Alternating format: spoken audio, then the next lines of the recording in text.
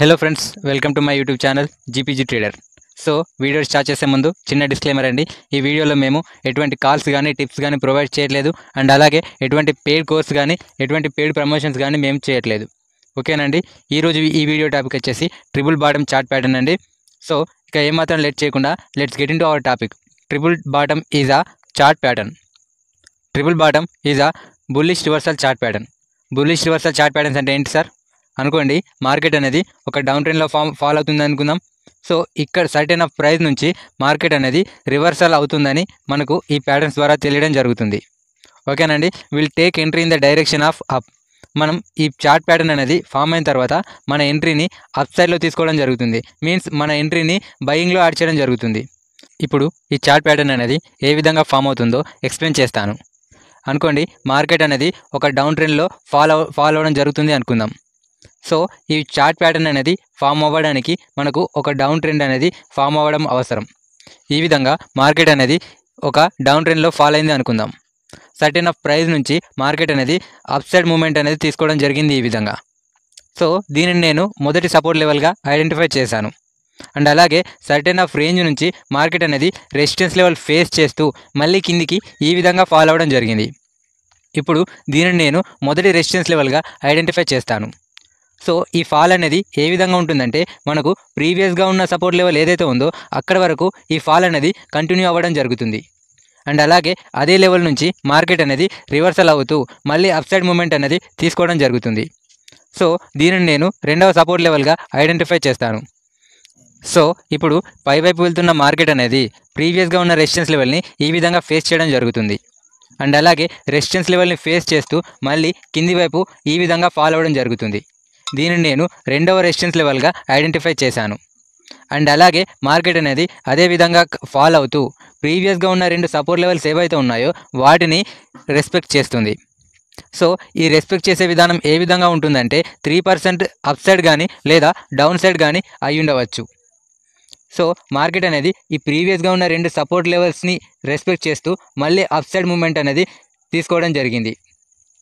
ఇప్పుడు మీరు ఏం చేస్తారంటే, కింద ఉన్న 3 సపోర్ట్ లెవెల్స్ని కలుపుతూ ఒక ట్రెండ్ లైన్ డ్రా చేయండి ఈ విధంగా. According to triple bottom chart pattern దీనిని సపోర్ట్ లైన్గా మనం చెప్పుకోవచ్చు.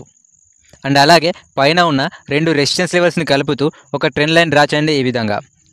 According to triple bottom chart pattern దీనిని ఒక రెసిస్టెన్స్ లైన్గా మనం చెప్పుకోవచ్చు.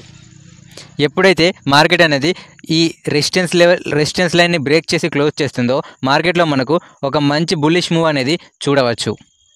సో ఇప్పుడు మరి మనం ఏ విధంగా ఈ చార్ట్ ప్యాటర్న్ యూజ్ చేసుకొని ఎంట్రీ పంచ్ చేయాలి, దీనిని ఒక చార్ట్ ఎగ్జాంపుల్ ద్వారా ఎక్స్ప్లెయిన్ చేయడానికి ప్రయత్నిస్తాను.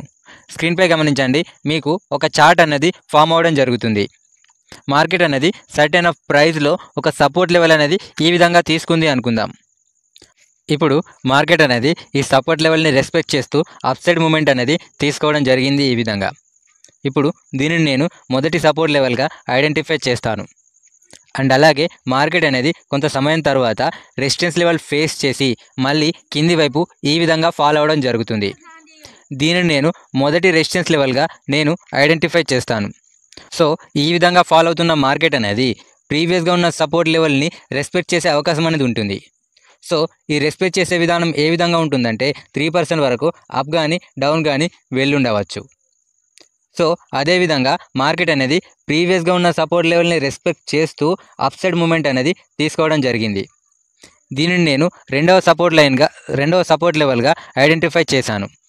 అండ్ అలాగే కొంత సమయం తర్వాత మార్కెట్ అనేది ఒక రెసిస్టెన్స్ లెవెల్ని ఫేస్ చేసి మళ్ళీ మార్కెట్ అనేది ఫాల్ అవ్వడం జరిగింది. సో దీనిని నేను రెండవ రెసిస్టెన్స్ లెవెల్గా ఐడెంటిఫై చేస్తాను. ఇప్పుడు మార్కెట్లో మనకు మూడవ సపోర్ట్ లెవెల్ అనేది ఐడెంటిఫై అయ్యే టైం అనేది రావడం జరిగింది. సో ఈ విధంగా ఫాలో అవుతున్న మార్కెట్ అనేది ప్రీవియస్గా ఉన్న రెండు రెసిస్టెన్స్ లెవెల్స్ని రెస్పెక్ట్ చేస్తూ అప్ సైడ్ మూమెంట్ అనేది తీసుకోవడం జరిగింది. ఎంట్రీ తీసుకునే ముందు మన ప్రీవియస్గా ఉన్న రిస్క్ రివార్డ్ రేషియో మరియు స్టాప్ లాస్ థియరీ యొక్క వీడియోస్ అనేవి మీరు చూడనట్లయితే ఒకసారి వాటిని చూడడానికి ట్రై చేయండి.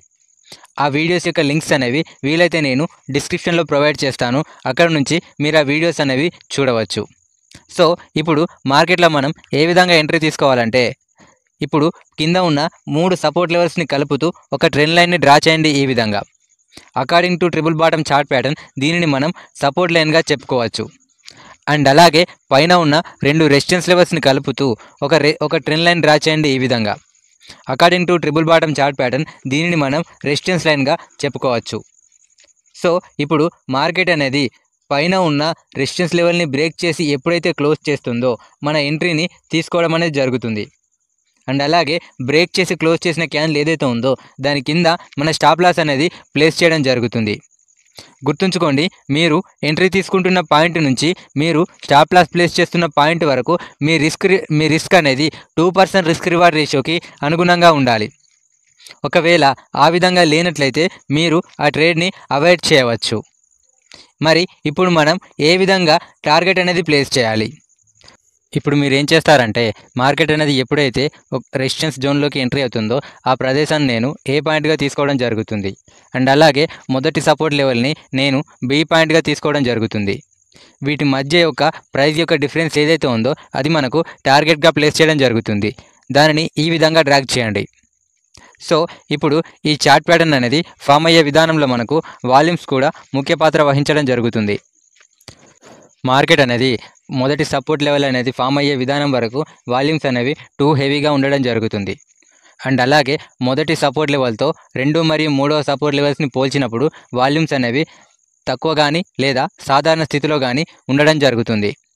ఎప్పుడైతే మార్కెట్ అనేది రెసిస్టెన్స్ లెవెల్ని బ్రేక్ చేసి క్లోజ్ చేస్తుందో వాల్యూమ్స్ అనేవి హెవీగా పెరిగిపోయి మార్కెట్ అనేది అప్ సైడ్ మూమెంట్ అనేది తీసుకోవడం జరుగుతుంది. సో ఈ చార్ట్ ప్యాటర్న్ అనేది ఫామ్ అయ్యే విధానంలో మనకు టైం ఫ్రేమ్కి అంత పెద్ద ఇంపార్టెన్స్ అనేది ఇవ్వవలసిన అవసరం లేదు. ఎందుకంటే ఈ చార్ట్ ప్యాటర్న్ అనేది అన్ని టైం ఫ్రేమ్లలోనూ ఫామ్ అవ్వడం జరుగుతుంది. అండ్ అలాగే అన్ని టైం ఫ్రేమ్లలోనూ ప్రాపర్గా వర్క్ అవ్వడం కూడా జరుగుతుంది. సో ఏంటంటే మీరు ప్రాపర్గా ఈ చార్ట్ ప్యాటర్న్స్ని ప్రాక్టీస్ చేయవలసి వస్తుంది. ఓకేనండి.